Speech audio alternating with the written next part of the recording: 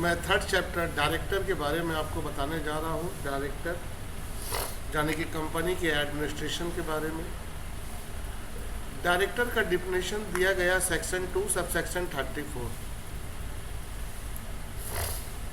Director का definition section 234 में दिया गया है। Director means director appointed to the board of company. याद रखिएगा, इंपॉर्टेंस है, एमसीक्यू में आता है। डायरेक्टर मीन्स, डायरेक्टर का मतलब होता है एक डायरेक्टर जिसको अपॉइंट किया जाता है कंपनी के बोर्ड के लिए।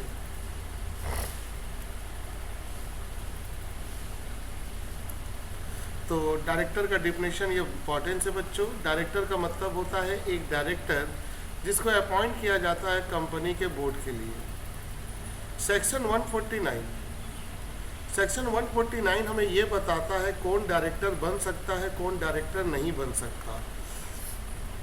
सेक्शन 149 कहता है कि बॉडी ऑफ कॉरपोरेट यानी कि एक कंपनी, बॉडी ऑफ कॉरपोरेट का मतलब एक कंपनी, एक एसोसिएशन, फर्म, ये डायरेक्टर का काम नहीं कर सकते हैं, यानी कि इन्हें डायरेक्टर के रूप में अपॉइंटमेंट नहीं किया जाता है। ये एमसीक्यू में बार बार आता है बेटा, कौन डायरेक्टर बन सकता है, तो आप बोलोगे कंपनी, एसोसिएशन और फर्म, ये डायरेक्टर के रूप में अपॉइंटमेंट नहीं किया जा सकते, इन्हें डायरेक्टर कंपनी का नहीं बनाया जा सकता। सेक्शन 149(1) कहता है एनी इंडिविजुअल, कोई भी लोग जैसे हम, आप, कोई भी लोग को हम डायरेक्टर अपॉइंट कर सकते हैं। यानी कि जो आर्टिफिशियल पर्सन है ये डायरेक्टर नहीं बन सकते हैं, इंडिविजुअल बन सकते हैं। अब आते हैं बोर्ड ऑफ डायरेक्टर का मीनिंग क्या है। Board of director mean the collective body. Importance याद रखिएगा, बोर्ड ऑफ डायरेक्टर का मतलब होता है collective body of director of the company. Company की कलेक्टिव बॉडी ऑफ डायरेक्टर को कहते हैं board of director. Collective body का मतलब होता है बेटा जहाँ पे डायरेक्टर लोग का ग्रुप होता है। तो बोर्ड ऑफ डायरेक्टर का मतलब होता है कलेक्टिव बॉडी ऑफ डायरेक्टर। ये तीनों बातें आप याद रखना। अब एक एक करके याद रखो। डिफिनेशन दे दिया गया है डायरेक्टर का। डायरेक्टर का मतलब होता है एक डायरेक्टर जिसको अपॉइंट किया जाता है कंपनी के बोर्ड के लिए। सेक्शन 149 हमें बताता है कि बॉडी ऑफ कॉरपोरेट यानी कि कंपनी, एसोसिएशन और फर्म डायरेक्टर नहीं बन सकते हैं। सेक्शन 149(1) कहता है कि कोई भी डायरेक्टर बन सकता है और वो इंडिविजुअल होगा, यानी कि हम, आप। बोर्ड ऑफ डायरेक्टर का मतलब होता है कलेक्टिव बॉडी। याद रखिएगा, board of director means the collective body of director of the company.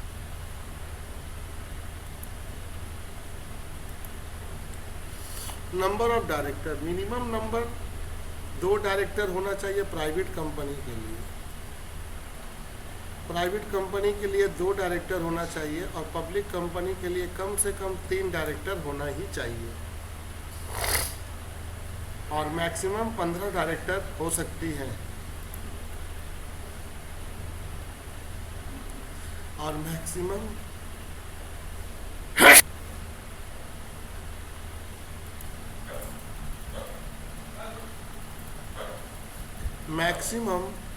Company में 15 डायरेक्टर हो सकते हैं। तो बच्चों याद रखना, मिनिमम 2 डायरेक्टर होनी चाहिए प्राइवेट कंपनी में और पब्लिक कंपनी में 3 डायरेक्टर होनी चाहिए। और मैक्सिमम अगर डायरेक्टर की बात करें तो 15 डायरेक्टर कंपनी में हो सकती है। Prescribe bye article of association. और ये जो मैक्सिमम नंबर है और जो मिनिमम नंबर है ये आर्टिकल ऑफ एसोसिएशन के जरिए बताया गया है। यानी कि डायरेक्टर की जो नंबर ऑफ संख्या होंगी, ज़्यादा या कम, ये बातें किस में बताई गई है, article of association, not memorandum of association. ये जो 15 डायरेक्टर होनी चाहिए मैक्सिमम, इसको बढ़ाया भी जा सकता है। द कंपनी में appointed more than 15 director.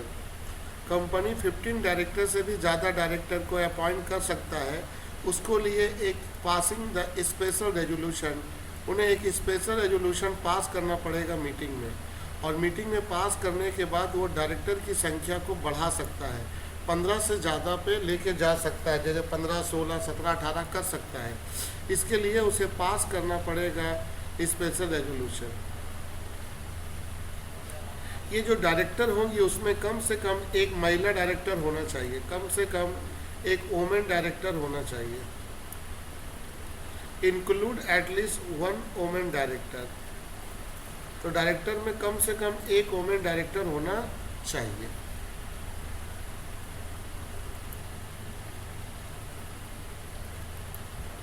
Every director has stay in India for period of not less than 182 days, यानी कि भारत में जितने भी डायरेक्टर है उसको इंडियन रेसिडेंट होना चाहिए, उन्हें इंडियन रेसिडेंट होना चाहिए, उसे भारत में कम से कम 182 दिन रहना होगा, उससे कम नहीं, तब जाके वो डायरेक्टर बन सकते हैं।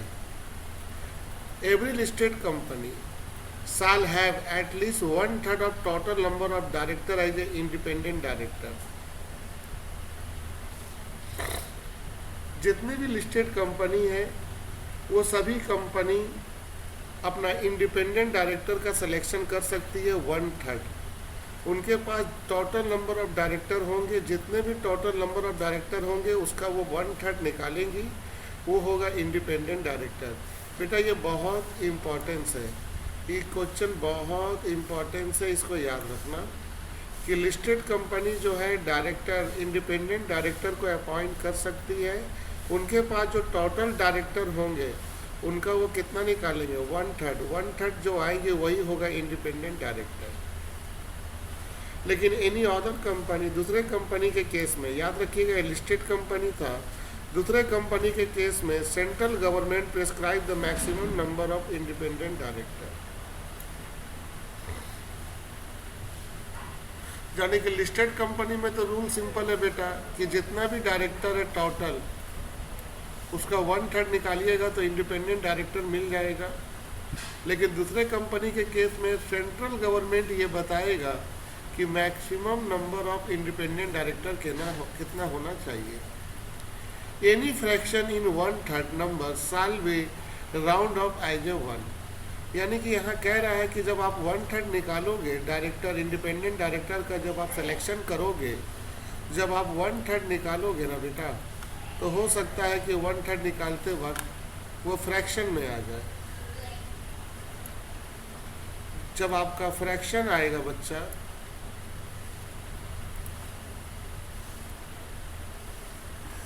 जब 1/3 में कोई फ्रैक्शन आएगा तो उस फ्रैक्शन को आप 1 हमेशा ले लोगे। आप ये नहीं देखोगे पॉइंट के बाद 1 है 2 या 3 है, उसको राउंड अप करके 1 ले लोगे।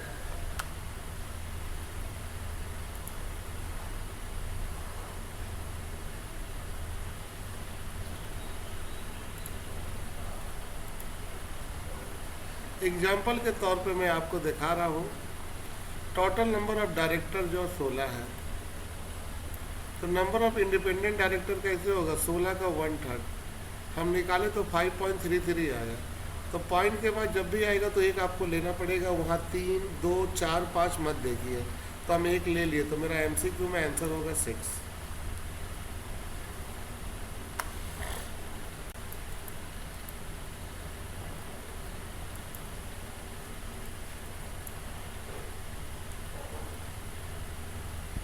डायरेक्टर आइडेंटिफिकेशन नंबर जिसे कहते हैं dean. Dean means identification number allotted by the central government. बहुत इम्पोर्टेंस, ये बहुत इम्पोर्टेंस है कि ये जो डीन नंबर है डायरेक्टर आइडेंटिफिकेशन नंबर, ये कौन देता है बेटा, ये सेंट्रल गवर्नमेंट देता है। हमारे देश के जो सरकार है ये नंबर डायरेक्टर को सेंट्रल गवर्नमेंट के तरफ से दिया जाता है। डीन में इंक्लूड होता है डीपिन। डीपिन का फुल फॉर्म बार बार पूछा जाता है बेटा। इस डीन में इंक्लूड होता है डीपिन। डीपिन का मतलब होता है designated partnership identification number. Designated partnership identification number.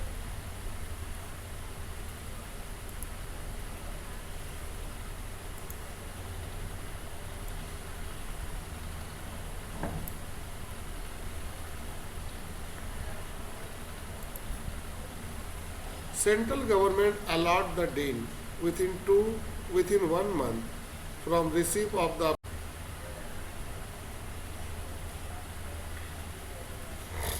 Central government allot the dean.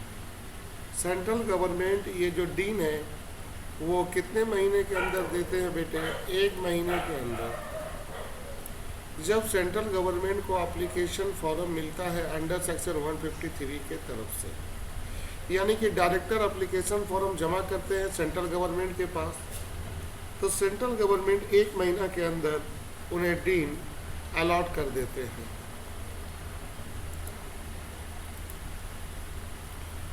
Existing information of dean within 1 month after getting the dean from the central government। बेटा existing intimation of dean, यानी कि director को जब dean मिल जाता है तो वो भी 1 महीना के अंदर कंपनी को अपनी जानकारी देते हैं। यानी कि यहाँ सेंट्रल गवर्नमेंट भी 1 महीना के अंदर डीन दे देता है, और कंपनी के डायरेक्टर को अगर डीन मिल गया तो वो भी डीन के बारे में कंपनी को बताता है 1 महीना के अंदर। Every company furnish the DIN to the registrar within 15 days. Very important, हर कंपनी को ये जो डीन है ये जमा करना पड़ता है रजिस्ट्रार ऑफिस के पास 15 डेज के अंदर।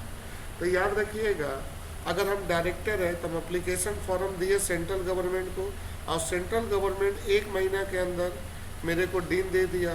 जब मेरे को डीन मिल जाता है तो मैं डीन की जानकारी कंपनी को 1 महीना के अंदर दे देता हूँ, और कंपनी डीन की जानकारी रजिस्ट्रार ऑफिस को देता है कितने महीना के अंदर, कितने दिन के अंदर? 15 दिन के अंदर।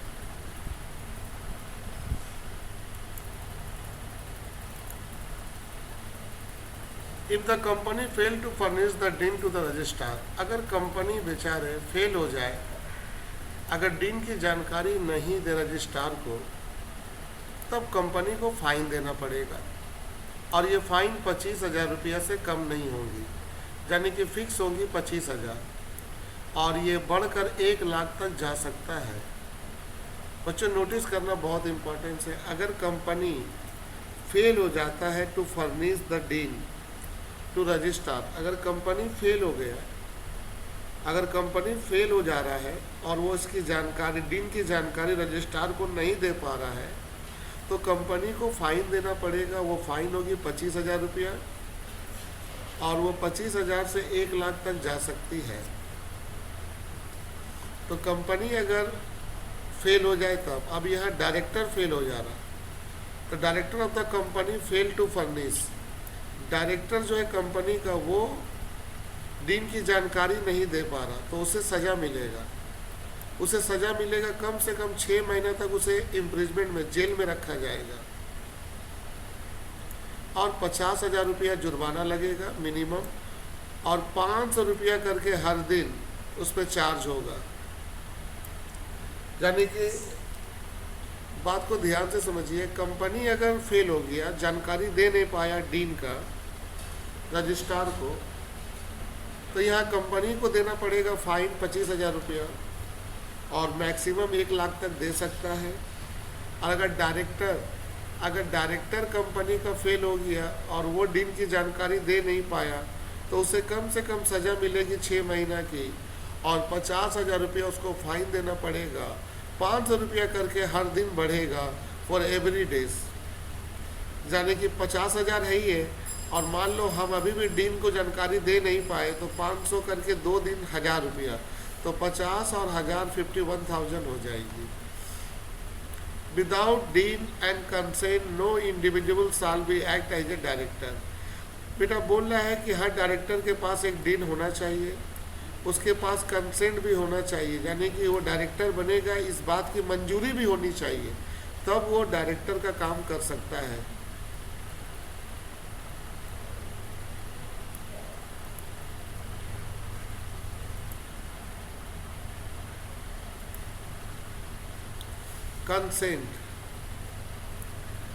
Consent of director is essential. बेटा डायरेक्टर का कंसेंट बहुत ज़रूरी होता है, without consent he will not be act as a director. बात तो सही है बेटा, अगर हम डायरेक्टर बनना चाहते हैं तो मेरी मंजूरी होनी चाहिए, अगर मेरी मंजूरी नहीं होगी तो हम डायरेक्टर कैसे बनेंगे। The company with in 30 days of the appointment of A director file of such consent with the registrar in the form DR-12। बोला कंपनी की जिम्मेदारी होती है कि 30 दिन के अंदर अगर डायरेक्टर अपॉइंट होता है ना बेटा, उसके 30 दिन के अंदर डायरेक्टर जो कंसेंट है, डायरेक्टर जो अपने आप को मंजूर किया है, उसके बारे में एक फाइल बनाए और रजिस्ट्रार ऑफिस के पास जमा कर दे फॉर्म 12 के साथ। यानी कि यहाँ पर ये बोलना चाहता है ये कंटेंट कि अगर आप डायरेक्टर बन चुके हो कंपनी का और आपको मंजूरी भी है, तो कंपनी की जिम्मेदारी है कि वो 30 दिन के अंदर आपका कंसेंट लेटर और फॉर्म भर कर जमा कर दे। कितने दिन के अंदर? 30 दिन के अंदर। Qualification of director.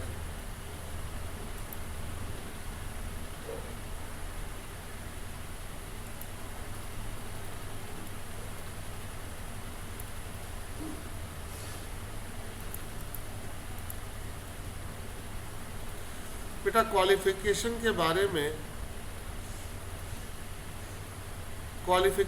बारे में कानून क्लियर नहीं कहता है।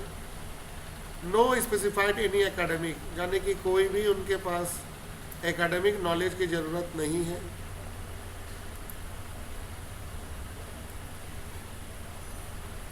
और ना ही प्रोफेशनल क्वालिफिकेशन होना चाहिए। एकेडमिक का मतलब होता है BA, BCom, BSc। ये हो, इसके आपके पास इसकी डिग्री नहीं भी होगी तब भी आप डायरेक्टर बन सकते हैं। प्रोफेशनल क्वालिफिकेशन का मतलब हुआ CA, CMA, CS और नॉट अ शेयर होल्डर। और कोई ज़रूरी नहीं कि आप कंपनी के शेयर होल्डर हो तो आप कंपनी के डायरेक्टर हो सकते हैं। यानी कि डायरेक्टर के लिए कोई क्वालिफिकेशन डिसाइड नहीं है। डिसक्वालिफिकेशन, अगर डायरेक्टर अनसाउंड माइंड है, यानी कि डायरेक्टर की माइंड ठीक नहीं है, वो मीटिंग नहीं कर सकता, तब वो डायरेक्टर नहीं बन सकता है। अगर वह इंसॉल्वेंट हो गया तब वो डायरेक्टर नहीं बन सकता है। या उसके पास दिन नहीं है, डायरेक्टर आइडेंटिफिकेशन नंबर नहीं है, तब वो डायरेक्टर नहीं बन सकता है।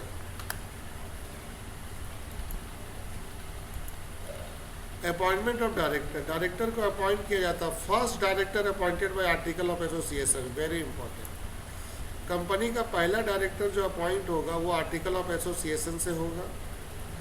Appointed by the company in AGM। दूसरा है कंपनी डायरेक्टर का अपॉइंटमेंट करेगा एनुअल जनरल मीटिंग में। Appointment by the central government, central government के जरिए भी डायरेक्टर का अपॉइंटमेंट होगा।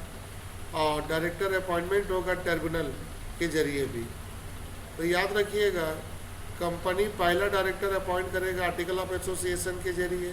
कंपनी डायरेक्टर का अपॉइंटमेंट कर सकता है AGM में। कंपनी सेंट्रल गवर्नमेंट के जरिए भी डायरेक्टर का अपॉइंटमेंट किया जा सकता है। और ट्रिब्यूनल के जरिए भी डायरेक्टर का अपॉइंटमेंट किया जा सकता है। रोटेशनल ऑफ डायरेक्टर, डायरेक्टर का पोजीशन को चेंज करना, मतलब ट्रांसफ़र करना। 1/3 ऑफ डायरेक्टर आर रोटेशनल। हर कंपनी अपना जितना भी डायरेक्टर है उसका 1/3 वो रोटेशनल कर सकता है, यानी कि कंपनी उसका ट्रांसफ़र कर सकता है। और 2/3 ऑफ जो डायरेक्टर होगा वो नॉन रोटेशनल होगा, वेरी इंपॉर्टेंट।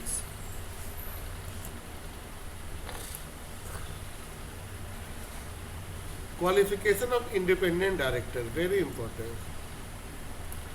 बेटा इंडिपेंडेंट डायरेक्टर के पास सबसे पहले होना चाहिए अप्रोप्रिएट स्किल, यानी कि उसके पास एक अच्छी स्किल होनी चाहिए। उसके पास नॉलेज होना चाहिए, और ये नॉलेज होना चाहिए फाइनेंस के ऊपर, लॉ के ऊपर, मैनेजमेंट के ऊपर, सेल के ऊपर, मार्केटिंग के ऊपर, एडमिनिस्ट्रेशन के ऊपर, रिसर्च के ऊपर, कॉर्पोरेट गवर्नेंस के ऊपर। याद रखना बेटा, इंडिपेंडेंट डायरेक्टर वो डायरेक्टर होती है जिसका ऊपर कोई भी प्रेशर नहीं होता, इसलिए ये डायरेक्टर बहुत इंपॉर्टेंट है और इनके पास ये सभी तरह की नॉलेज होनी चाहिए। Note, managing director, whole time director या nominee director is not a independent director. याद रखना ये सब डायरेक्टर इंडिपेंडेंट डायरेक्टर नहीं बन सकते। कौन कौन? MD, managing director, whole time director और नॉमिनीज डायरेक्टर।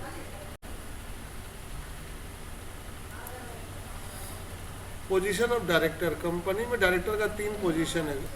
वो एजेंट होते हैं, वो ट्रस्टी होते हैं और मैनेजिंग पार्टनर होते हैं। याद रखना, पोजीशन ऑफ डायरेक्टर जो होते हैं वो एजेंट होते हैं, ट्रस्टी होते हैं, मैनेजिंग पार्टनर होते हैं। की मैनेजेरियल पर्सोनेल, बेटा इसका शॉर्ट फॉर्म KMP है। KMP का फुल फॉर्म होता है की मैनेजेरियल पर्सोनेल। इसके मेंबर होते हैं CEO, chief executive officer, MD, managing director, company secretary, officer. लेकिन इसमें CA वाले मेंबर नहीं होते, ऑडिटर इसके मेंबर नहीं होते हैं, याद रखना।